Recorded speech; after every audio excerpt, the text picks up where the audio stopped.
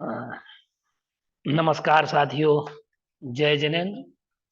आज हम एक ऐसे महान व्यक्तित्व जो 21वीं सदी की महान आरिका, गणनी प्रमुख आरिका शिरोमणि ज्ञानमती माता जी के संस्कृत साधना, संस्कृत साहित्य के प्रति उनका झुकाव और संस्कृत के साहित्य के सृजन की उनकी सृजनशीलता, रचना धर्मिता के विषय में हम चर्चा करेंगे और उसका एक परिचयात्मक अनुशीलन हम करेंगे।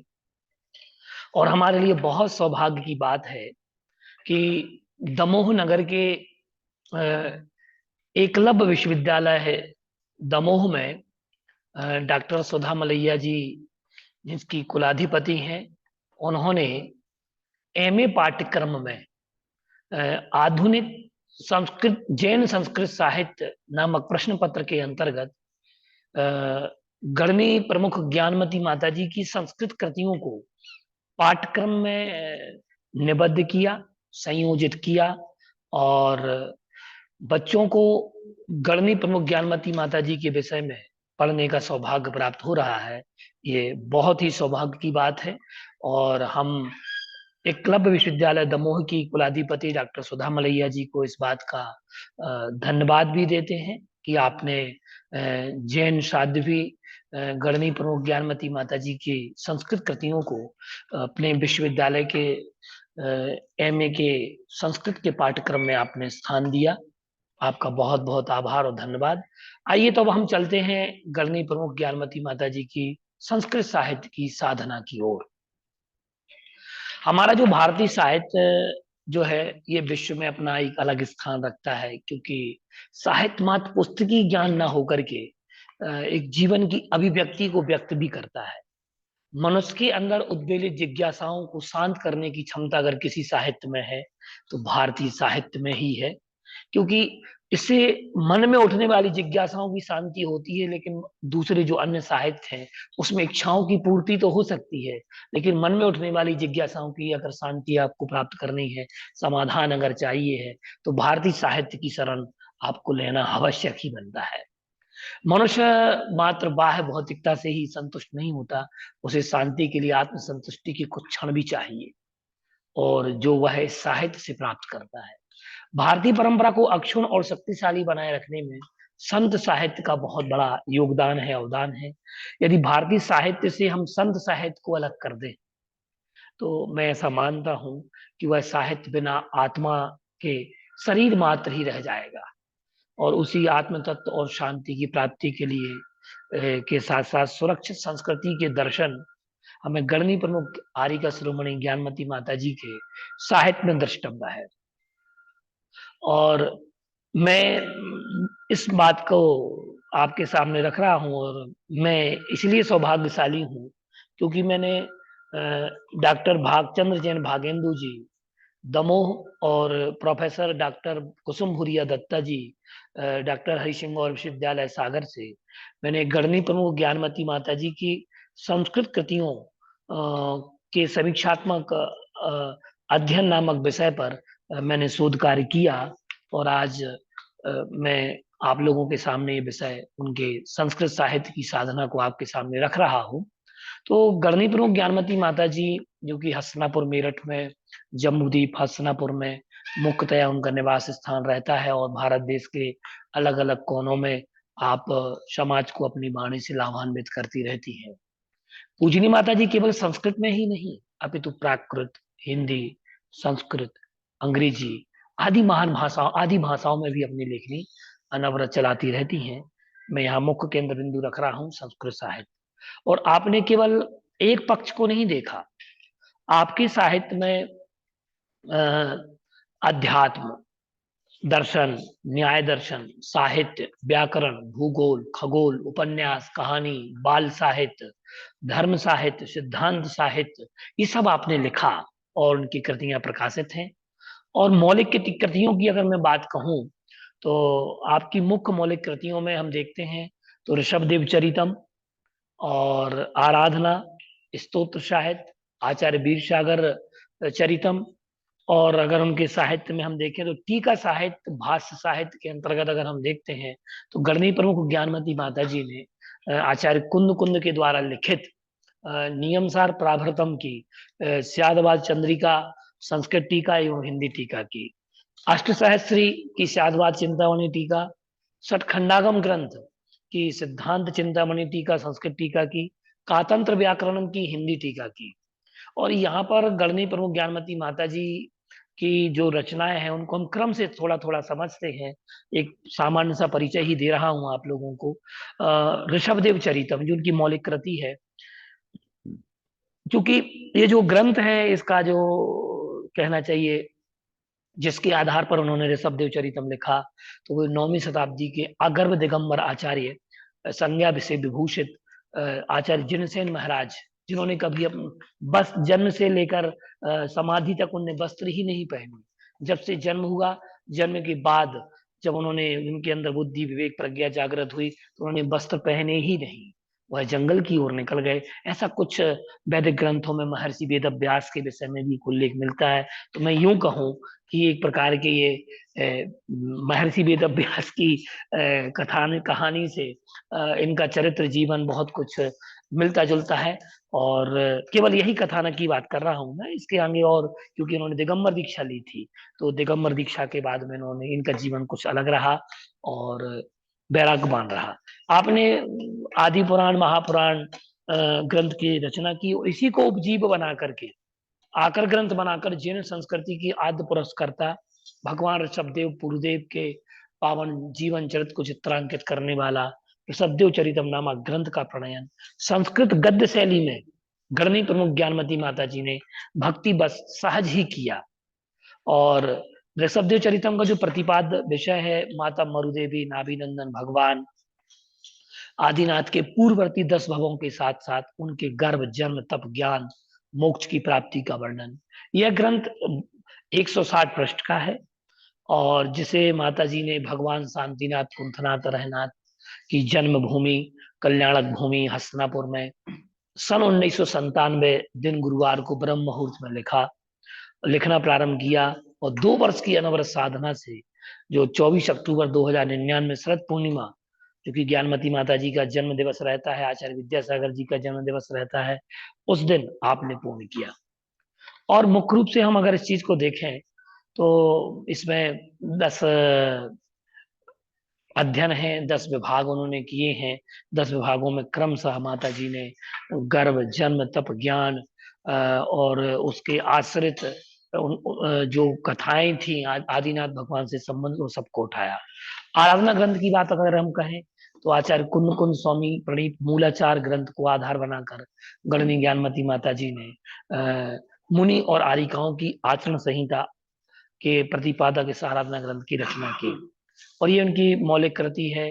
पहले केवल संस्कृत में निबद्ध थी, पर उसका हिंदी अनुवाद भी सुलभ हो गया। अब इसमें 4 अधिकार हैं। आराधक नाम का एक अध्याय को मिलाकर कुल 5 अध्यायों में के 444 श्लोक है। 4 अधिकार एवं आराधक में पूजनीय माता जी ने दर्शन आराधना, ज्ञान आराधना, चारित्र आराधना, तप आराधना का सब प्रमाण विवेचन किया है। आराधक नाम का जो अध्याय है, उस अध्याय में माता जी ने 4 आराधनाओं के आराधकों की लक्षण सहित व्याख्या की। अंत में उन्होंने इस ग्रंथ की प्रशस्ति में गुरु परंपरा का भी विश्लेषण किया। प्रथम दर्शन आराधना में 26 श्लोक हैं, जिसमें सम्यक दर्शन आदि की विवेचना पूज माता जी ने की। आराधना के भेद सिद्धि कथन प्रतिज्ञा इस श्लोकों का मतलब इसमें दर्शन का लक्षण, दर्शन आराधना का लक्षण, अष्टांगी सम्यक दर्शन और कुल मिलाकर के दर्शन आराधना से संबंधित इसमें बात गणनी ज्ञानमती माता। द्वितीय ज्ञान आराधना में इस अधिकार में 27वें श्लोक से 46वें श्लोक तक कुल 20 श्लोकों में सम्यक ज्ञान की आराधना, लक्षण, उसकी शुद्धि और काल शुद्धि आदि, आनहना बहुमान उपधान विनय का लक्षण, अनुयोगों का वर्णन इसमें किया। तृतीय चारित्र अधिकार में इसमें 310 श्लोक हैं और इसमें मुख्य रूप से पूज्य माता जी ने समाचार विधि का उल्लेख किया। चारित्र के भेद, उसका अधिकारी कौन, मूल गुण, महाव्रत, समितियां, पंचेंद्रिय निरोध, 6 आवश्यक, 7 अशेष गुण तथा मूल गुणों के महत्व को आर्ष मार्गी चिंतन से संपुष्ट करते हुए उन्होंने प्रस्तुत किया, जिसमें समाचार विधि के बारे में वर्णन किया, नित्य क्रिया, नैमित्तिक क्रियाएं, और इसके साथ साथ उन्होंने भक्तियां वगैरह, संन्यास ग्रहण, नंदीश्वर भक्ति क्रिया आदि का बहुत अच्छा विशिष्ट वर्णन किया। चतुर्थ अधिकार है जो चारक तपाराधना है, तो इसमें इसको श्रवणचर्या ग्रंथ भी कहा गया है आराधना को। और 36 श्लोक हैं इसमें, जिसमें तप के भेद हैं और उनके भेद प्रभेद सहित व्याख्या की है। 12 भावनाओं का चिंतन व्यवहार निश्चय दृष्टि से भी किया है। और पंचम जो आराधक नाम का खंड है, इसमें 47 पद हैं। और ये पूर्व अधिकारों में वर्णित जो अधिकार हैं, उन अधिकारों के बारे में इसमें बताया गया है। दिगंबर मुनियों में आचार, उपाध्याय, साधु, ये 3 भेद हैं, उन्हें मूल गुणों के सहित व्याख्या की गई है। और संयमी के भी भेद किए गए हैं। अपेक्षा, संयम आदि की अपेक्षा से मुनियों, जिन कल्पी, स्थविर कल्पी, पुलाक आदि 5 भेद भी इसमें किए। तो माता जी द्वारा ये मुख्य मौलिक ग्रंथ थे। उनके द्वारा जो रचित स्तोत्र साहित्य है, करीब पूज्य गणनी ज्ञानमती माता जी ने 51 स्तोत्र तो मुख्य रूप से प्रकाशित हुए, जो कि जिन स्तोत्र संग्रह नामक जो पुस्तक है, उस पुस्तक में प्रकाशित हैं। और उसके प्रथम खंड में, जो कि 3-4 खंडों में प्रकाशित है, प्रथम खंड में पूर्व विद्वानों द्वारा विरचित स्तोत्र दिया है। तृतीय खंड, द्वितीय, तृतीय, चतुर्थ खंड में स्वरचित स्तोत्र, मंत्र, पद्यानुवाद पठनीय है।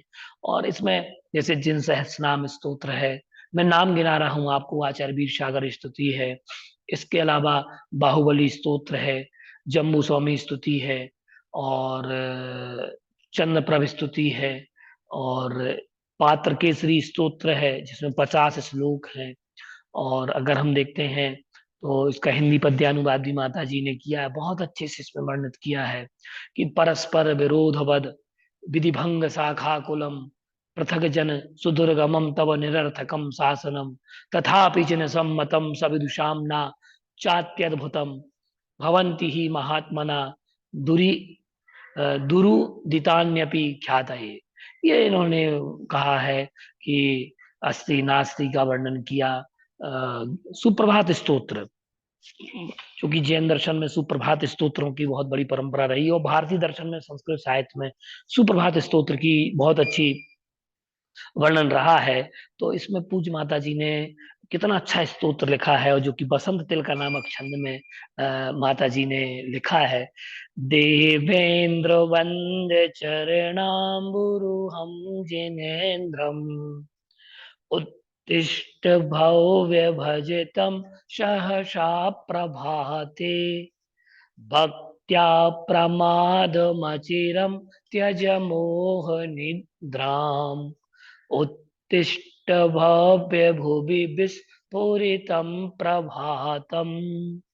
बहुत अच्छी बात इसमें पूज्य माता जी ने कही है कि अ, हे भव्य, उठो तुम, और सहस ही उठो, और प्रमाद को छोड़ करके तुम उठो, मोह निद्रा से जाग जाओ। मतलब मोह रूपी निद्रा की बात यहाँ पूज्य माता जी ने दार्शनिक तत्व चिंतन दिया है इसमें। चतुर्विंशति स्तोत्र है, जिसमें 24 पद हैं, और अलग अलग स्तुति की है। शांतिनाथ स्तुति है, और त्रैलोक वंदना है, सम्मेद शिखर वंदना, पंचमेरु भक्ति, और 16 कारण भक्ति। तो भक्ति साहित्य में 10 लक्षण भक्ति, जिसमें क्षमा गुण की विशेषता बताई। योगी क्षमा गुण मयो भुवनैक बंधु क्रोधम निहत्य निज शांत रसे निमग्न स्वात्मयिक जन्य परमामृत संप्रतप्त तम योगिनम रिधि दधि पर परमोक्ष परमोक्ष मांच। अर्थात यहाँ कह दिया कि जो क्षमा गुण से विभूषित हैं और तीनों लोकों के बंधु हैं, क्रोध को हरा दिया है, शांत रस में निमग्न है, आत्मा रुकी एक एक रस में आप हमेशा उसकी प्राप्ति के लिए आप प्रयासरत रहते हैं, ऐसे योगी जन हमारे हृदय में बसे। जम्बूदीप भक्ति पूज माता जी ने लिखी 20 पद्यों में, और जिसमें छंदों का विधान बड़ा अच्छा किया है माता जी ने। सुमेरु भक्ति, सुदर्शन मेरु, वीर श्री वीर जिन स्तुति, महावीर स्तवनम बहुत अच्छे से लिखा, महावीर स्तुति, तीर्थंकर स्तुति, और मंगल चतुर्विंशति का जिसमें 24 पद हैं, जिसमें दार्शनिक तिल्व प्रणति ग्रंथ के सार को इसमें पूज माता जी ने लिखा। मंगल स्तुति की गई, मंगलाष्टकम स्तोत्रम है। मंगलाष्टक तो दो दो प्रकार का पूज माता जी ने लिखा। और स्वस्ति स्तवन लिखा, 9 पद्यों में है। गणधर बलय स्तुति 41 पद्यों में है। निरंजन स्तुति 51 पद्यों में है। और अष्टसहस्री वंदना, जिसमें अष्टसहस्री की संपूर्ण विषय वस्तु को माता जी ने इसमें निहित किया है। 24 पद्यात्मक है। शवैसार ग्रंथ की वंदना की। और 30-24 मंत्रों का सृजन पूज्य माता जी ने बहुत अच्छे से किया। 30-24 की नामावली स्तोत्र को लिखा। बहुत कम लोग इस चीज को लिख पाते हैं, उसकी नामावली स्तोत्र को लिखा पूज्य माता जी ने। 720 चिन्ह बिंबों की जिसमें स्तुति की गई है।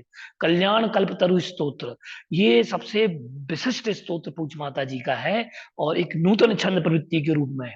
कल्याण कल्पतरु स्तोत्र जो है, ये स्तोत्र एक प्रकार 24 तीर्थंकरों की स्तुति की गई है। निर्माण भूमि, वंश, उनके रंग, पंचवाल्यति जिन, और जिसमें माता जी की काव्य शास्त्रित्व उनका स्पष्ट द्रष्टव्य होता है। एक अक्षरी छंद से लेकर 30 अक्षरी छंद तक पूज्य माता जी ने कुल 144 छंदों में इसमें अभिव्यक्ति की है। पूज्य माता जी ने इसकी वैशिष्ट को हम अलग अलग बताएंगे आपको कभी। और इसमें 144 इसमें लिखे हैं। जैसे कि एक अक्षरी छंद में आपको बता देता हूँ, ओम माँ सो अव्यात, ये एक अक्षरी छंद है। इस एक अक्षरी छंद का प्रयोग किया पूज माता जी ने। वंदनाएं लिखी, चारित चक्रवर्ती, शांति सागर जी स्तोत्र, आचार्य वीर सागर स्तोत्र, इसके अलावा धर्म सागर स्तुति। कुल मिलाकर के उन्होंने अपनी जो आचार्य परंपरा थी, उस परंपरा में फिर पुनः एक बार और धर्म सागर स्तुति, 2 धर्म सागर स्तुति, आचार्य देशभूषण जी की स्तुति की, 20 तीर्थंकर नाम स्तुति, उपसर्ग विजयी, और आचार्य वीर सागर चरितम को भी पूज माता जी ने लिखा।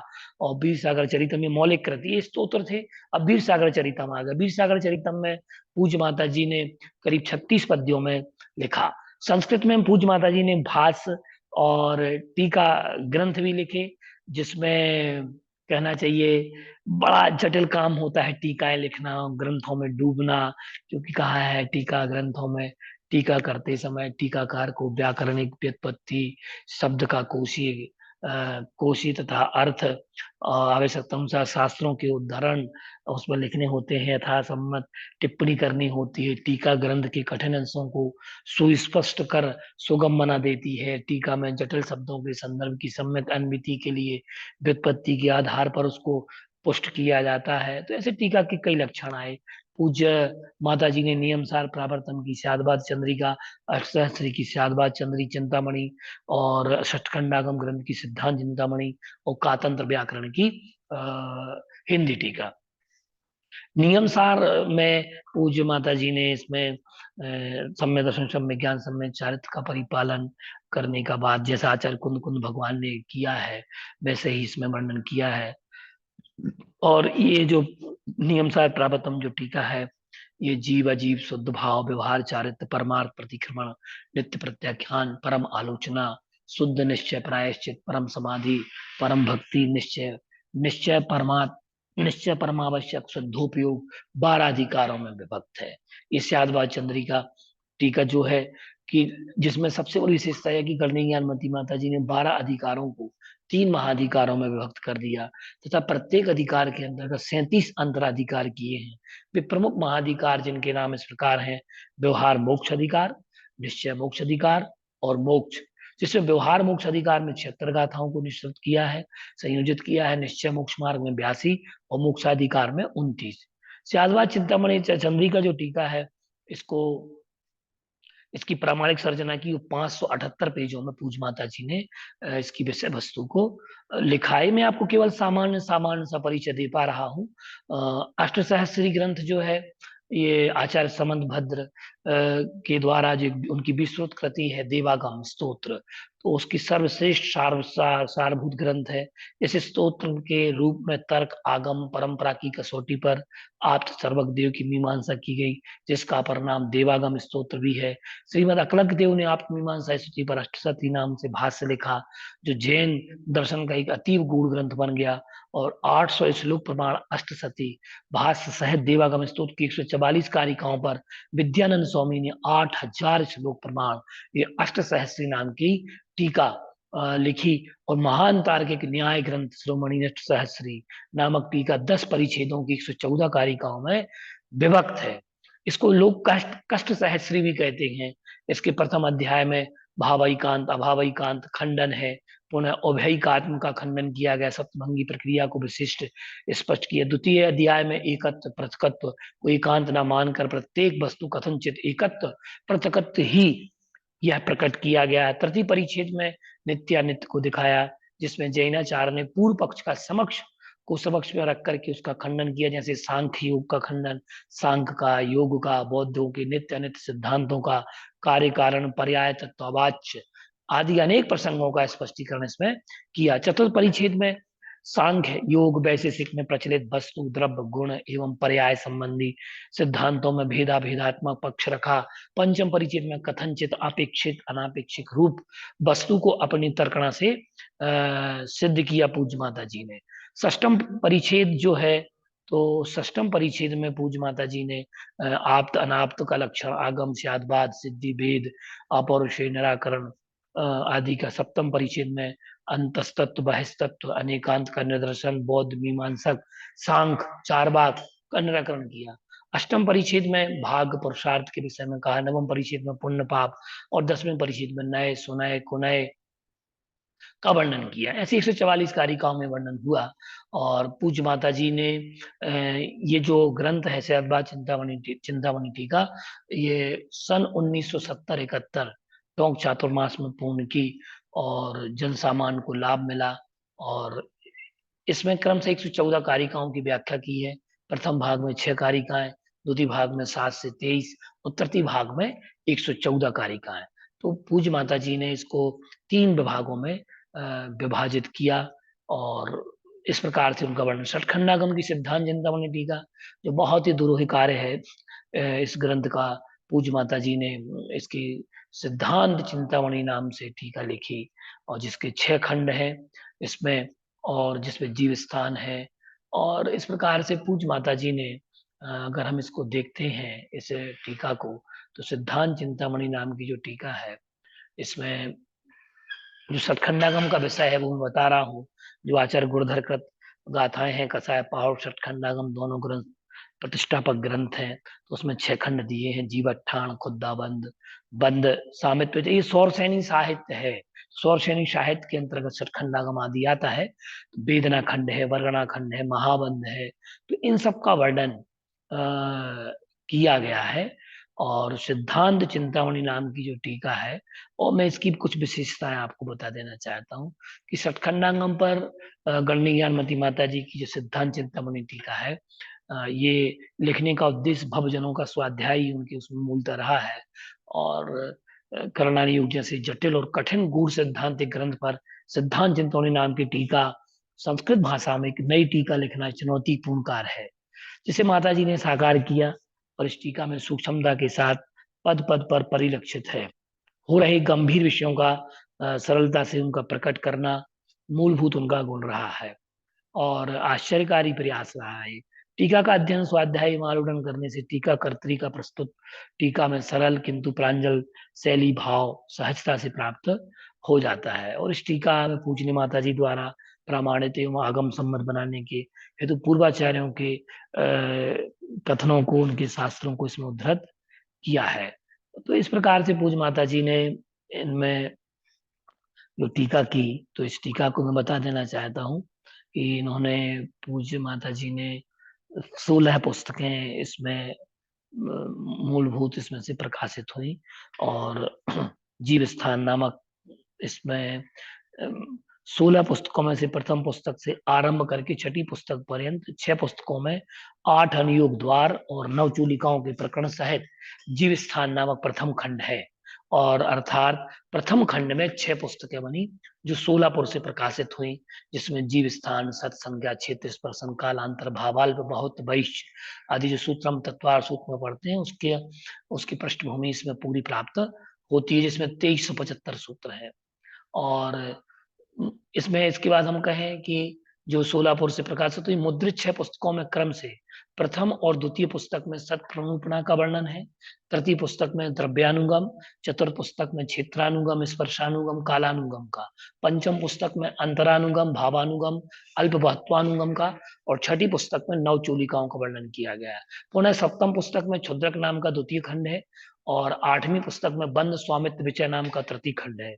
9वीं पुस्तक से लेकर 12वीं पुस्तक तक 4 पुस्तकों में वेदना नाम का खंड है, और 13 से लेकर 16वीं पुस्तक पर्यंत तक बरगणा नाम का पंचम खंड है। इस प्रकार 16 पुस्तकों में 5 में विभक्त ये 5 खंड है। इनमें बरगणाओं के अनुसार कौन जीवक है, क्षुद्रक बंद के अंतर्गत कौन जीवक अजीवक है, इसका विवेचन इसमें किया गया है। और 11 अनुयोग द्वार हैं, उनका वर्णन इसमें किया गया है, और इसमें 1582 सूत्र हैं।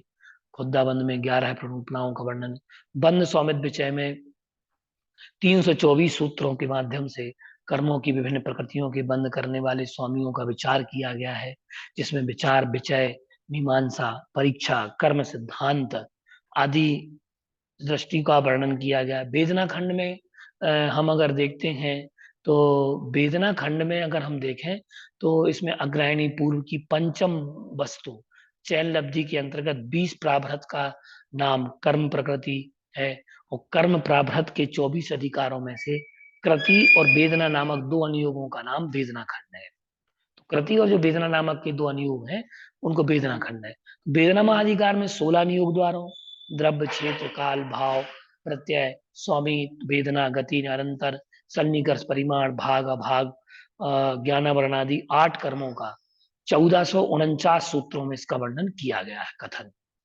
बरगणा खंड में देखें तो पुद्गल स्कंद ही बंधनीय होते हैं, जो बंध में कारण होते हैं, वे बरगणा रूप है, इसलिए इसका नाम बरगणा खंड है। इसमें स्पर्श, कर्म और प्रकृति नामक 3 अनुयोग द्वारों का प्रतिपादन किया है। स्पर्श अनुयोग द्वार में स्पर्श निक्षेप, स्पर्शन विभाषणता, स्पर्श नाम विधान, स्पर्श द्रव्य विधान, 16 अधिकारों से में स्पर्श का विचार किया गया है। कर्म अनुयोग द्वार में इसके जो है नाम, स्थापना, द्रव्य प्रयोग, समावदान, कर्म, अधाकरण, इरियापत, तपक क्रिया, भाव का वर्णन। प्रकृति अनुयोग द्वार में प्रकृति निक्षेप आदि 16 का वर्णन, अनुयोग द्वारों का विवेचन किया गया। 3 अनुयोग द्वारों में 63, 31, 142 सूत्र हैं। इसमें बंधन के 4 भेद बताए गए हैं, जिसमें कि बंध, बंधक, बंधनीय, बंध विधान, बंध और बंधनीय का विवेचन 727 सूत्रों में, और बंध प्रकरण के 64 सूत्रों में इसका वर्णन किया गया है। इस बार कुल मिलाकर के इस खंड में, वर्णा नामक खंड में 1027 सूत्र हैं। महाबंध अधिकार की हम बात अगर करें तो महाबंध अधिकार में चूंकि हमें ज्ञात हो रहा है कि इसमें बंध के विषय में ही वर्णन होगा, तो इसमें बंधनीय अधिकार की समाप्ति के पश्चात प्रकृति बंध, प्रदेश बंध, स्थिति बंध, अनुभाग अनुभाग बंध का विवेचन अनेक अनुयोग द्वारों में विस्तार पूर्वक किया गया है। इसमें समुत्कीर्तन, सर्वबंध, नौ सर्वबंध, उत्कृष्ट बंध, अनुत्कृष्ट बंध, 24 अनुयोग द्वारों के माध्यम से उसका प्ररूपण किया गया है, विषय का संगोपन किया है। और महाबंध नामक 6वां खंड जो है अपनी विशालता के कारण पृथक ग्रंथ बन जाता है। इसका मूल आधार क्या है? बंधन नामक अर्थाधिकार है, जिसमें बंधत्व का प्रमुखता से विवेचन किया, जिसमें बंध, बंधक, बंधनीय, बंध विधान, इन 4 अर्थाधिकारों का क्रमबद्ध विवेचन किया गया है। तो षटखंडागम ग्रंथ की जो गणनी ज्ञानमती माता जी ने सिद्धांत चिंतामणि टीका की, ये अविस्मरणीय कार्य है, और संस्कृत साहित्य, प्राकृत साहित्य के लिए पूज्य माता जी ने इस कार्य को, दुरूह कार्य को किया। ये वंदनीय है। निश्चित है कि ऐसी प्रतिभाएं बहुत ही कम प्राप्त होती हैं जो कि ऐसे महान कार्य को करें। कातंत्र व्याकरण की हिंदी टीका की, जो कि आचार्य सर्ववर्म विरचित है। कलाप व्याकरण की भावसेन त्रिविध कृत टीका, कातंत्र रूपमाला अत्यंत प्राचीन व्याकरण है, और इसके सूत्र बहुत अच्छे हैं। इसको मैं तो आपको सबको प्रेफर्ड करना चाहता हूं कि आप सब लोग इस व्याकरण ग्रंथ का अध्ययन करें। इसके सूत्र सरल हैं। अगर बच्चों को, चाहे प्रथम कक्षा से लेकर के बड़ी कक्षा तक के बच्चे हों, सबके लिए कातंत्र व्याकरण एक प्रकार से व्याकरण की घूटी है, अमृतांजन है, अमृत भाषा है। इसका अपर नाम कौमार व्याकरण है, इसलिए इसको कौमार व्याकरण रखा गया। यह समस्त व्याकरणों में श्रेष्ठ, सरल और सर्वांगपूर्ण है। सर्ववर्मकृत व्याकरण की मूलभूत कला व्याकरण है। इसमें 4 अध्याय हैं, जिनमें क्रमशः 79, 434, 439, 554, कुल मिलाकर के 1498 सूत्रों का विवेचन किया है। इसका मूल ग्रंथ प्राचीन है। युधिष्ठिर मीमांसक मानते हैं कि वर्तमान कातंत्र व्याकरण सर्ववर्मा के द्वारा संक्षिप्त किया हुआ है। वे जिसका काल विक्रम से न्यूनातिक्रम 400-500 वर्ष प्राचीन मानते हैं। सर्ववर्मा ने सातवाहन नृपति को यह व्याकरण पढ़ाया था, जिसका समय विक्रम के पूर्व है। और इस पर टीकाएं लिखी गई। सर्ववर्मा की कातंत्र व्याकरण पर फिर श्रीपति ने कातंत्र परिशिष्ट, गोपीनाथ ने तर्क चरण व्याख्या, और दुर्ग सिंह ने 9वीं 8वीं शताब्दी में कातंत्र वृत्ति, त्रिलोचन दास ने 11वीं शताब्दी में कातंत्र वृत्ति पंजिका, श्री गौतम पंडित ने कला दीपिका, और वर्धमान 12वीं शताब्दी में कातंत्र विस्तार, जगतधर ने कातंत्र बाल बोधनी, त्रिविक्रम ने उद्योत कातंत्र पंजिका की व्याख्या, भावसेन ने कातंत्र रूपमाला, दुर्ग सिंह जी ने कातंत्र धातु पाठ, और श्री मणिकंठा कंठ भट्टाचार्य ने त्रिलोचन चंद्रिका। ऐसे करीब 20-25 नाम हैं जिन्होंने कातंत्र पर बहुत काम किया। और उसमें इस प्रकार का, इस व्याकरण पर अनेक विस्तार और टीका ग्रंथ लिखे गए। कातंत्र व्याकरण अत्यंत सुबोध है, और पढ़ने योग्य है, और जिसे लिखे जाने का कारण प्रचार, सुबोध शैली में लिखे जाने के कारण इसका प्रचार नहीं, प्रचार न केवल भारतवर्ष में अपितु अपितु देश विदेशों में भी हुआ। मध्य एशिया के भूखनन से प्राप्त कुबा नामक राज्य का पता लगा। उसमें जो प्राचीन साहित्य मिला है, उससे विदित हुआ है कि उस समय वहां बौद्ध धर्म के अनेक मठ थे, और उनमें संस्कृत अध्ययन के लिए कातंत्र व्याकरण का प्रयोग किया जाता था।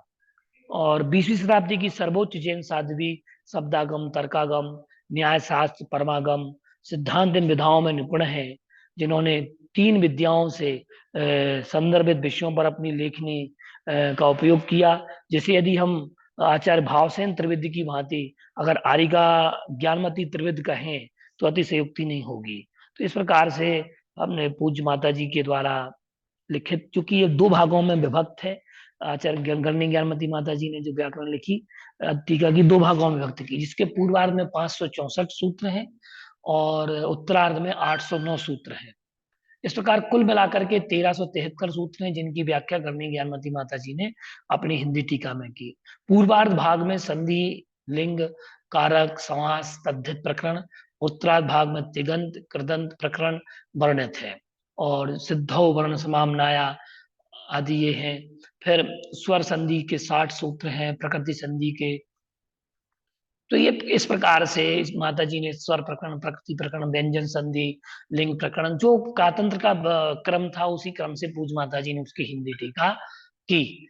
और इस प्रकार से हमने आज पूज्य माता जी के द्वारा जो संस्कृत साहित्य को अवदान कहें या उनकी संस्कृत साधना कहें, तो इस विषय में हमने आज जाना कि पूज्य माता जी ने किस प्रकार से संस्कृत साहित्य को अभिसिंचित किया।